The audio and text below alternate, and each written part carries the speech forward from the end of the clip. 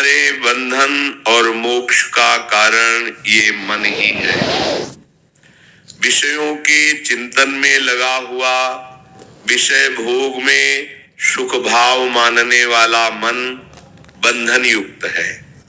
जन्म मरण आदि नाना प्रकार के क्लेश ना चाहते हुए भी भोगने पड़ेंगे। और यही मन जब समस्त चेष्टाओं को प्रभु के चरणों में अर्पित करने की भावना से क्रियाएं करता है और प्रभु का निरंतर मनन करता है, तो यही मोक्ष का स्वरूप हो जाता है। बंधन और मोक्ष का कारण ये मन ही है। हमारे स्वरूप को न कभी बंधन प्राप्त हुआ है, न है, न होगा। हमारा स्वरूप मुक्त ही है, पर हम भूल से इस मन में और तन में तदात्म कर लिए हैं, तो इनके कर्ता और भोक्ता बन बैठे। बस यही हमारी सबसे बड़ी भूल हो गई है। इसी भूल को मिटाने के लिए जगत गुरु, परम ज्ञानियों के भी गुरु प्रभु श्री कृष्ण स्वयं उपदेश कर रहे हैं। जो व्यक्ति शरीर को मैं मानकर या मेरा मानकर, मैं माना तो अहमता और मेरा माना तो ममता, जो व्यक्ति अहमता ममता में विचरण करता हुआ संसार के भोगों में रत है, उसकी नवीन नवीन कामनाएं उत्पन्न होती रहती हैं।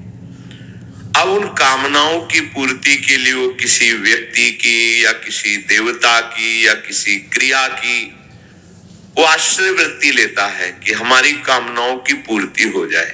यदि पुण्य बल से कामनाओं की पूर्ति हो भी गई तो और लोभ बढ़ गया, नाना प्रकार की और कामनाएं बढ़ गई। और यदि कहीं त्रुटि होने के कारण कामनाओं की पूर्ति ना हुई तो क्रोध बढ़ गया, उसके अंदर नास्तिकता आने लगती है, तमोगुण की प्रवृत्ति बढ़ जाती है, फिर वो हिंसा अधर्म आदि में उतर जाता है। पर अहोभाग्य है उन प्राणियों का जो अपनी कामना की पूर्ति के लिए प्रणत कामदम श्री हरि चरणों का आश्रय लेते हैं। वो धन्यवाद के पात्र हैं। भले ही किसी कामना से जुड़े, पर सही जगह जुड़ गए।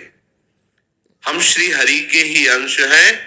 यदि हम अपने अंशी श्री हरि से जुड़ जाते हैं, तो जैसे बालक अपने माता पिता से हट करके अपनी कामना पूर्ति करवाता है, तो माता पिता का उनके ऊपर दुलार ही आता है, गुस्सा नहीं आता। और माता पिता के दुलार से जो कामना पूर्ति हुई और जितनी संपत्ति उस सब का धीरे धीरे अधिकारी बन जाता है। ऐसे ही हम जब अपने प्रभु को अपना मान करके अपनी कामनाएं रखते हैं, तो प्रभु कृपा करके पूर्ण करते हैं और अपने भागवतिक वैभव का उसको अधिकारी बना लेते हैं, अर्थात अंत में उसकी परम गति होती है। पर ये बात सब कोई न सुन पाया है, न समझ पाया है।